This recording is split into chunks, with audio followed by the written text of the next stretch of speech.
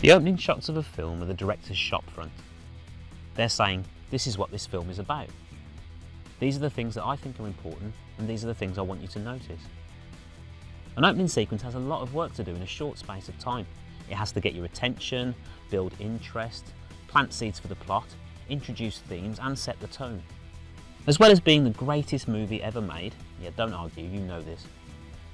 It's obvious I have a thing for Back to the Future.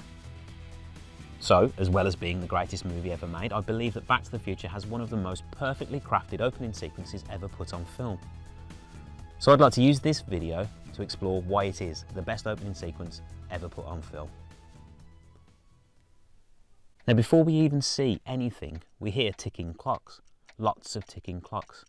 This movie is about time. Whoever's room this is, we're dealing with a person obsessed with time.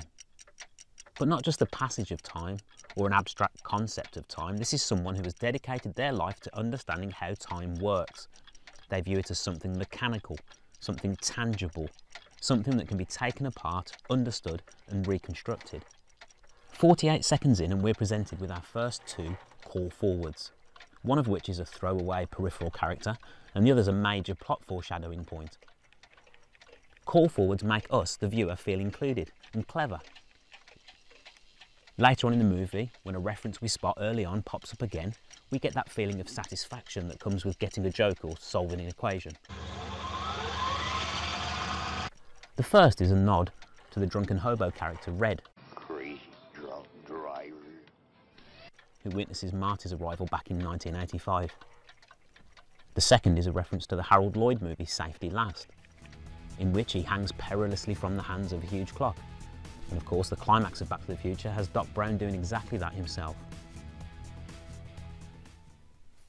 At 1:12, we see a clock shaped like a dog. This is clearly a reference to the fact that the first time traveller in the entire story is a dog. Doc Brown's faithful mutt Einstein. From this point, we're getting a lot of information about the owner of all these clocks. We know he's an inventor, and we know he has a lot of money. He's clearly not just a wacky and reckless inventor, but someone with a respect for science. Framed pictures of his idols are shown: Thomas Edison, Benjamin Franklin and Albert Einstein. And now we're bombarded with a whole bunch of foreshadowing, call forwards and character preparation. A number of appliances begin to switch on automatically. This tells us that we're dealing with someone who's obsessed with the concept and value of time and doesn't want to waste it with domestic tasks that he could easily automate. Expected to vote on this today. In other news, officials at the Pacific Nuclear Research The radio, coffee machine, television, toaster and a dog feeding machine are all switched on by themselves. Doc Brown is obviously a busy man. The terrorist group had claimed responsibility for the alleged theft. However, officials now attribute the discrepancy. But let's quickly spin back and see what else this section gives us. A radio commercial for 1985 new model Toyota, Marty's dream car. The coffee machine without its jug. This tells us that Doc hasn't been home for a while.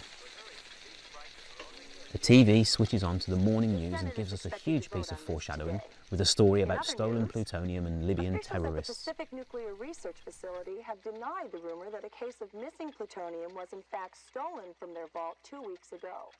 A Libyan terrorist group had claimed responsibility for the alleged theft. However, officials now attribute the discrepancy to a simple clerical error. The FBI would...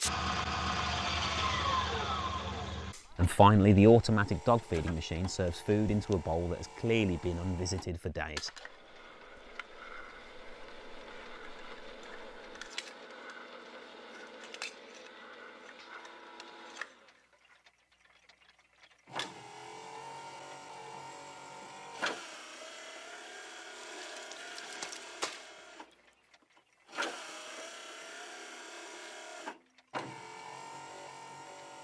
And now we get our introduction to the main character, Marty.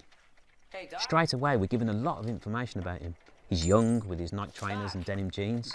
He has a skateboard. Hello, anybody home? Wonder if that'll come up again.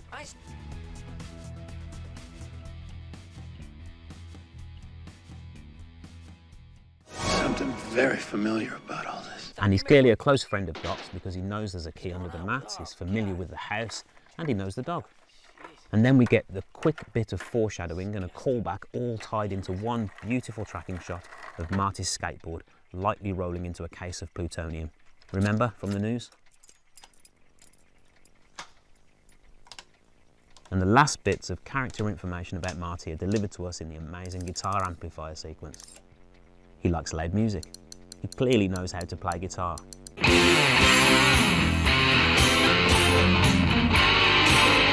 And he wants to be a rock star.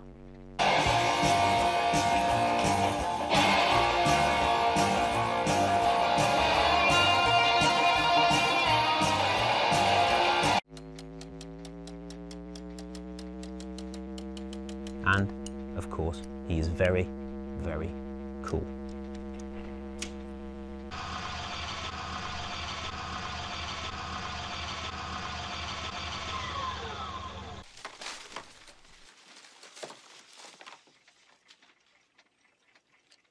Whoa.